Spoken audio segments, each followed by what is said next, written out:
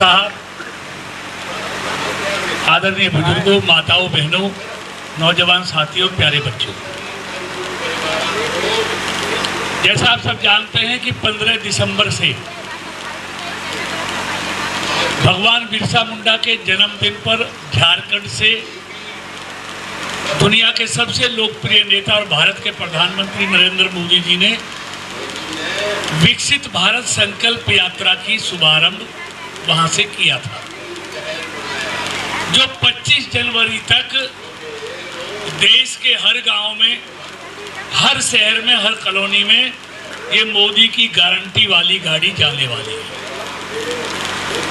और इस मोदी की गारंटी वाली गाड़ी का जो मेन उद्देश्य है, जो मकसद है, वो इतना है कि मोदी सरकार ने, मनोहर सरकार ने जो लोगों के कल्याण के लिए जो योजनाएं बनाई हैं, उन योजनाओं की जानकारी आम आदमी तक पहुंचे और जो उस योजनाओं के पात्र व्यक्ति हैं, मौके पर ही उनको उन योजनाओं का लाभ मुहैया करा दिया जाए। ये इस गाड़ी के जाने का मकसद है। मोदी ने गारंटी दी देश के 81 करोड़ लोगों को कि मेरे देश में कोई भूखा नहीं सोएगा। इसलिए कोरोना से लेके आज तक, आज से लेके अगले 5 साल तक 81 करोड़ लोगों को 5 किलो अनाज हर महीने मुफ्त में देने की व्यवस्था मोदी सरकार ने गारंटी दी। मोदी ने कहा कि हर गरीब के लिए हम मकान बना के देंगे। आपको मालूम है, अब तक इन 9 सालों में 4 करोड़ गरीब लोगों को मकान बना के दिया है। और मकान बना के नहीं दिया, मकान में गैस का कनेक्शन भी दिया है, पानी का कनेक्शन भी दिया है, शौचालय भी दिया है और बिजली का कनेक्शन भी दिया जहां बिजली नहीं थी। मोदी ने लाल किले से कहा था 2017 में इस देश में 18,000 गांव ऐसे हैं जिनमें आज तक बिजली नहीं है। उन्होंने गारंटी दी कि 1000 दिन में इन तमाम गांवों में मैं बिजली दूंगा। और उन्होंने 1000 दिन 13 दिन पहले, यानी कि 987 दिनों में उन 18,000 गांवों में बिजली पहुंचाने का काम किया।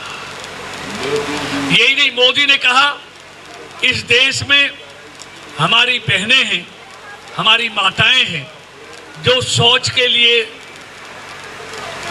अंधेरे का इंतजार करती हैं या सूरज निकलने से पहले जाती हैं, उनके घर में शौचालय नहीं है, इज्जत के लिए अंधेरे में बाहर जाती हैं, जंगल में जाती हैं, तो उनके लिए शौचालय होने चाहिए।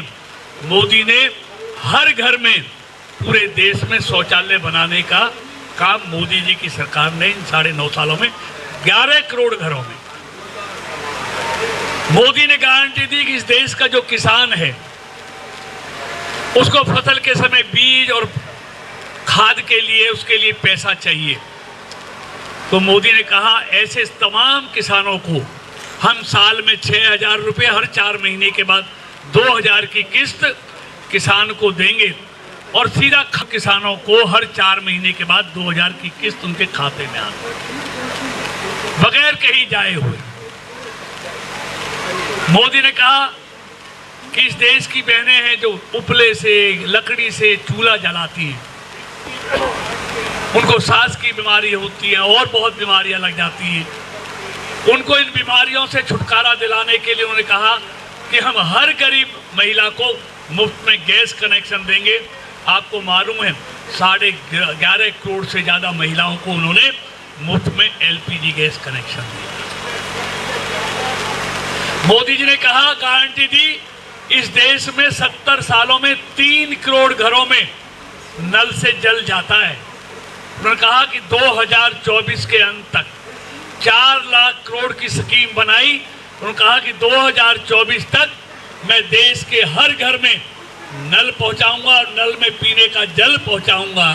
और मालूम है आपको, 70 सालों में 3 करोड़ घरों में नल से जल जाता था और इन 3 सालों में उन्होंने 15 करोड़ घरों में नल से जल पहुंचाने का काम किया। आपके गांव में भी आ गया। ऐसी अनेक योजनाएं। इस देश में गरीब रेहड़ी पटरी वाले हैं जो सूदखोर से ब्याज पे पैसा लेते हैं, सुबह 1000 रुपये लेते हैं, 1000 की जगह 900 मिलते हैं और शाम को कमा के 900 वापस करने पड़ते हैं कि दिन में रोजाना का 10% का ब्याज। मोदी जी ने गारंटी दी कि इनको अब किसी से सूद पर पैसा लेने की जरूरत नहीं है, इनको बैंक से पैसा दिलाऊंगा और गारंटी मैं दूंगा।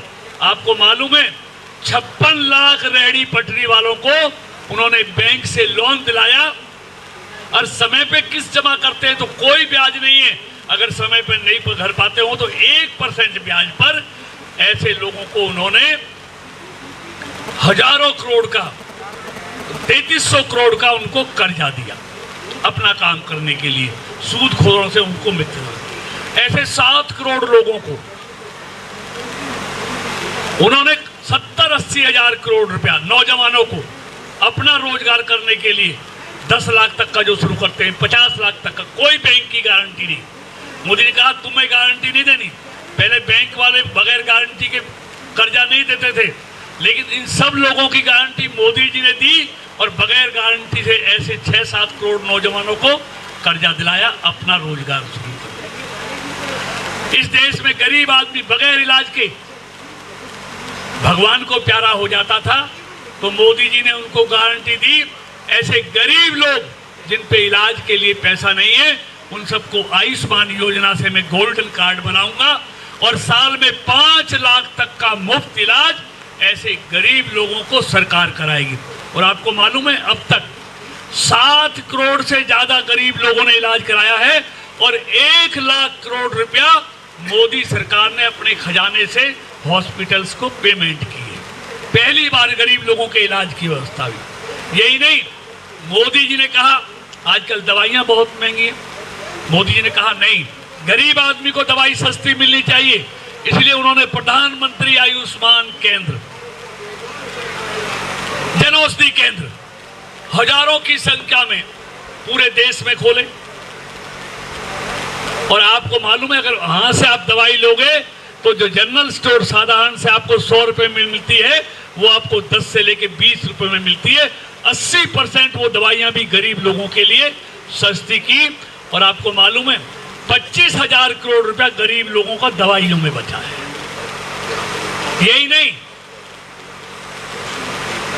ऐसे अनेक काम उन्होंने किए। एलईडी बल्ब पिछली सरकार में 6 लाख बांटे गए थे और कितने में आता था? 400-450 रुपए में एलईडी बल्ब आता था। लेकिन हमारी सरकार ने, क्योंकि ये विभाग मैं देखता हूं, हमने इन 9 सालों में 36 करोड़ एलईडी बल्ब लगाए हैं पूरे देश में। उससे कार्बन उत्सर्जन भी कम हुआ, पर्यावरण भी सही हुआ है और गरीब लोगों का कम से कम 35,000 करोड़ रुपया बिजली की बचत भी हुई, क्योंकि बिजली कम खाते हैं वो एलईडी बल्ब। तो ऐसे नहीं, और देश इसीलिए आज पूरी दुनिया में जहां 10वें नंबर पे था आज 5वें नंबर पे आया है। और आज पूरी दुनिया में सबसे तेज गति से बढ़ने वाली अर्थव्यवस्था भारत की है और पूरी दुनिया आज भारत के प्रति उसका नजरिया बदल गया है। पहले भारत को किस नजरों से देखती थी, आज किस नजरों से देखती है आज। और सबका ये कहना है कि मोदी जी के नेतृत्व में अगले 3 साल में भारत, अमेरिका, चीन और भारत, ये दुनिया की 3 सबसे बड़ी अर्थव्यवस्थाएं होंगी। भारत वहां पर पहुंचने वाला है और ये इसलिए हुआ है क्योंकि मोदी जी के लिए देश पहले है। और यही नहीं, मोदी जी ने जहां आर्थिक तौर पर देश को मजबूत किया है, गरीब लोगों के कल्याण के लिए योजना बनाई है, वहां देश को सांस्कृतिक विरासत को भी मजबूत किया है।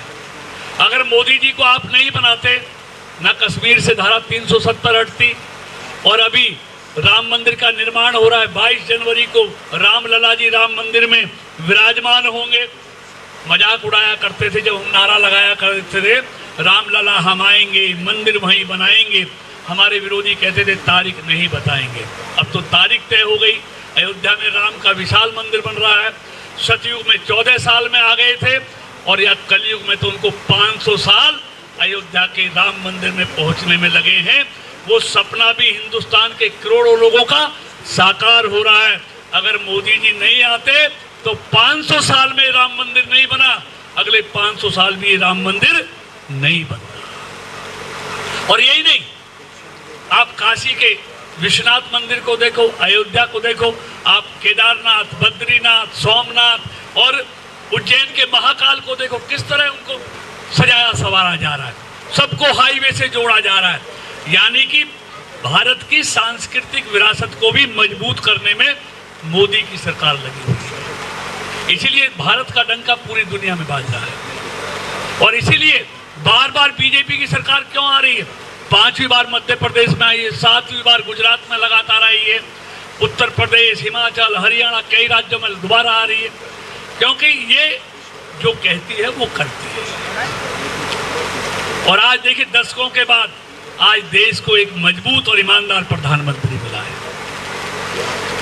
जिस पर विरोधी भी कोई आरोप नहीं लगा सकते। इसलिए सारे विरोधी उनसे पूछेंगे क्या करोगे, कुछ नहीं, मोदी को हटाना है। कोई एजेंडा नहीं है, कोई विजन नहीं है। एक दूसरे का प्रदेश में कट्टर विरोध करने वाले, गर्दन काटने वाले दिल्ली में आके कहते हैं मोदी को हटाना है, इसलिए एक हो जाओ। लेकिन उनके एक होने से नहीं होगा। जब तक इस देश की जनता का भरोसा नरेंद्र मोदी में है, तब तक उसको कोई नहीं हटा सकता। जनता ने बनाया है, जनता ही हटा सकती है। इनके एक होने से मोदी जी नहीं हटने वाले। ये मध्य प्रदेश, छत्तीसगढ़ और राजस्थान की जनता ने बता दिया। इसलिए मैं इतना कहना चाहता हूं कि ये जो गांव-गांव में मोदी की गारंटी वाली गाड़ी जा रही है, इन योजनाओं का लाभ आपको जानकारी होनी चाहिए। और जो मोदी ने गरीब लोगों के लिए ये कल्याणकारी योजनाएं बनाई हैं, उनका लाभ हर किसी को लेना चाहिए। इसलिए ये लोग आपके बीच में सिर्फ गाड़ी नहीं आई है, गाड़ी के साथ उन कल्याणकारी योजनाओं के लोग भी आए हैं। जैसे हेल्थ चेकअप करने वाले हैं, बहुत से लोगों को पता ही नहीं होता मेरे को ब्लड प्रेशर है, जिनको पता होता वो तो लेते रहते हैं। बहुत से लोगों को पता ही नहीं होता उसको शुगर हो गई है। पता कब चलता है, जब बीमारी बहुत फैल जाती है, जब शरीर को खराब कर देती है।